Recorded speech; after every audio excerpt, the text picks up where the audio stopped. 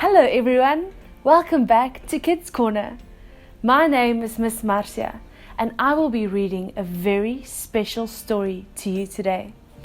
It's one of my very favorite stories and it's so right in time for this special holiday that we are celebrating. It's the holiday of Easter and I'm going to read you an Easter story. What an awfully sad day it had been for the friends of Jesus. They had stood watching sorrowfully as Jesus hung on the cross dying. They didn't fully understand why it had to happen. They believed that Jesus was the Son of God, and they remembered how he had healed the sick and made the blind people see. They remembered how he had fed thousands of people with just a few loaves of bread and fish. They even remembered how he had caused dead people to come back to life. He was such a good, kind man. Why did he have to die? Just before the sun was beginning to sink into the west, Joseph, one of Jesus' friends, noticed that Jesus was no longer breathing. He hurriedly went to ask Pilate if he could have the body of Jesus so he could bury him. When Pilate agreed, Joseph and another friend called Nicodemus carefully wrapped Jesus' body in clean clothes. Then they took him to a tomb to bury him. The next day, the Pharisees started thinking about Jesus. They were the people that had wanted to kill Jesus. They remembered how he had taught them, saying that he would rise again after 3 days. They were worried that it might be true.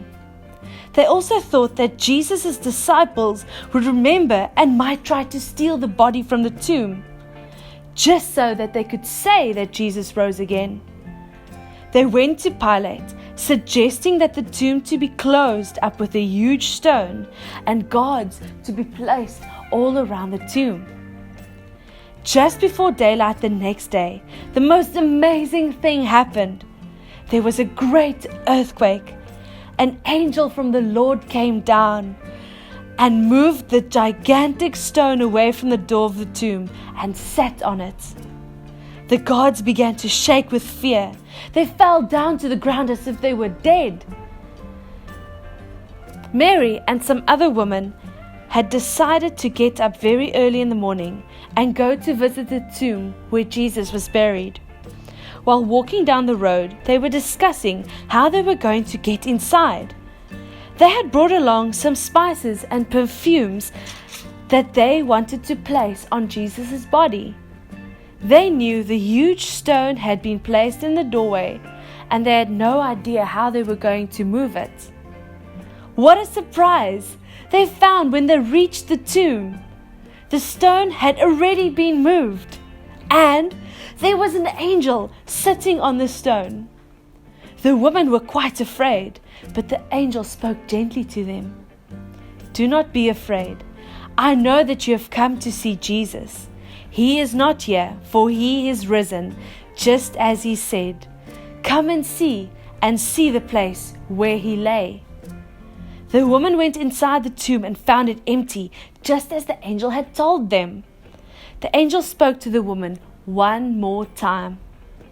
"Go quickly and tell the other disciples that Jesus has risen from the dead, and he is going to Galilee where he will see them."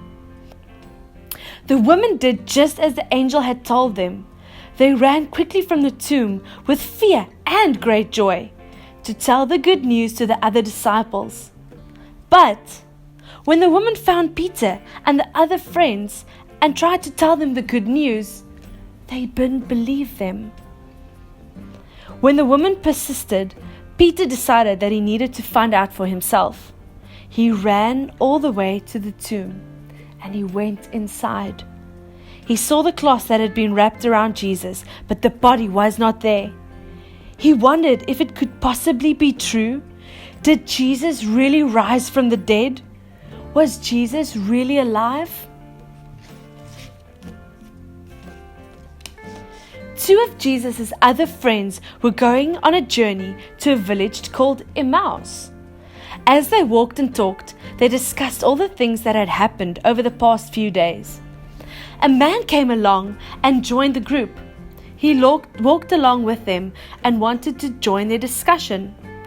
Cleopas began telling the man about how Jesus was crucified on the cross.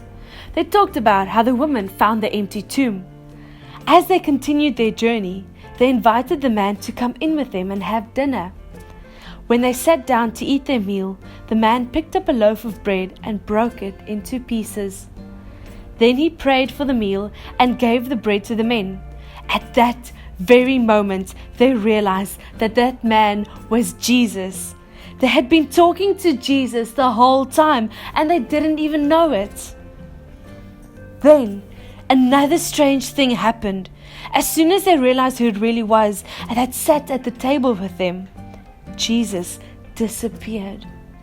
They talked about the wonderful time they had talking with Jesus down the road, and they just couldn't help talking about his strange disappearance. They got up from their meal and returned to Jerusalem, where they told all the other disciples the good news that Jesus really did rise from the dead and had talked with them. As they were talking, Jesus again appeared to them. They were afraid and thought they were seeing a ghost. But Jesus told them not to be afraid. He showed them his hands and feet where he had been nailed to the cross, so they would believe that it was really him. When they saw the nail holes in his hands and feet, they finally believed that Jesus had risen from the dead, just like he said he will. They were so happy and joyful to have their friend with them again. They were so excited, and they had to tell everybody the good news that Jesus is alive. I really hoped you enjoyed this very special story with me today. And it's very important to know that Jesus is alive and he is your friend. I'm so glad that you could be here with me today.